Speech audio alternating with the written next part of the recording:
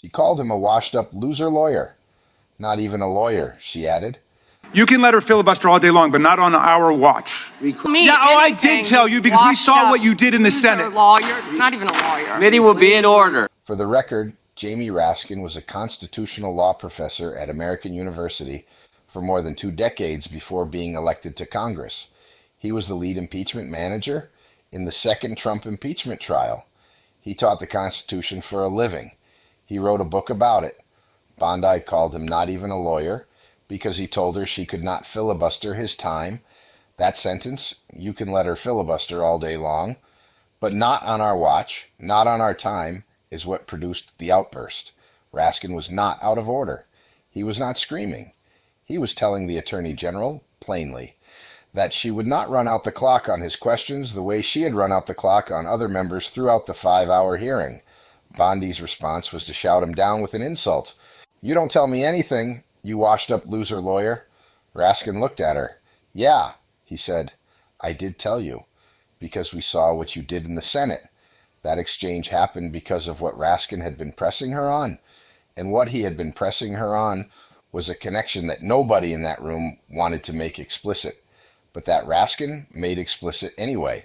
He had opened his remarks by welcoming the Epstein survivors sitting behind Bondi in the hearing room, the 11 women dressed in white who had not been invited to meet with Bondi or anyone from her department. Raskin asked them to raise their hands if they had never been contacted by the DOJ. Every hand went up. Then he said it. "You are running a massive Epstein cover-up right out of the Department of Justice." Not an accusation framed as a question.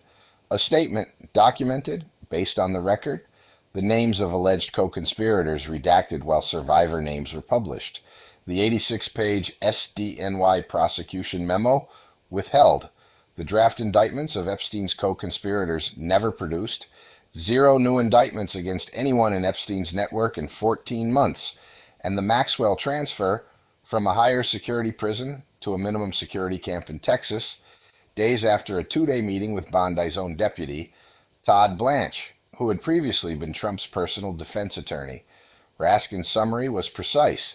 "You acted with some mixture of staggering incompetence, cold indifference, and jaded cruelty towards more than 1,000 victims raped, abused, and trafficked. This performance screams cover-up." Bondi said she was not going to get in the gutter for his theatrics. Then she called him a washed-up loser lawyer. But here is what made this hearing different from every other Epstein hearing before it. Raskin connected 2 separate stories into one argument that Bondi could not answer. He asked whether a settlement between the government and Trump on the $10 billion IRS lawsuit would violate the Emoluments Clause of the Constitution. The Emoluments Clause is one of the most specific prohibitions in the Constitution. It says the president shall receive a fixed salary and shall not receive any other payment from the United States government. It exists for one reason: to prevent the person running the government from using that position to extract money from the public treasury. Trump filed a $10 billion lawsuit against the IRS and the Treasury Department, both agencies he oversees. The lawsuit alleges that a contractor leaked his tax records.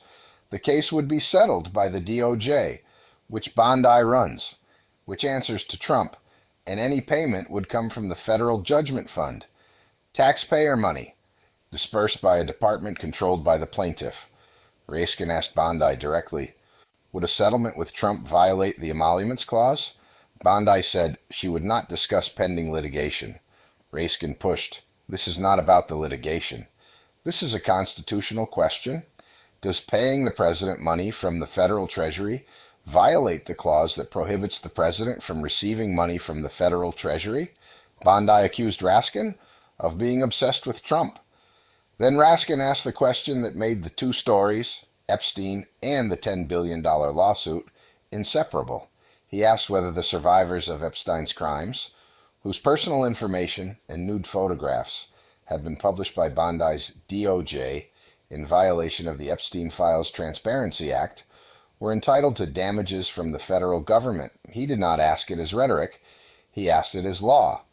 The same statute that requires compensation for government misconduct that Trump was invoking in his IRS lawsuit That same statute would apply to the survivors whose identities Bondi's DOJ had published without consent. If Trump can sue the government for the unauthorized disclosure of his private information, what about the women whose names and images Bondi's department put on the internet? Bondi did not answer. She called Raskin washed up. She called him a loser. She said he wasn't even a lawyer. He is a constitutional law professor who spent the hearing demonstrating why the two biggest legal controversies surrounding Bondi, the Epstein files and the Trump lawsuits, are not separate stories. They are the same story. A Department of Justice that protects the powerful and exposes the vulnerable, that processes Trump's $10 billion claim with deference while publishing the identities of his trafficking victims, that redacts the names of alleged co-conspirators while leaving survivor photographs on a public website.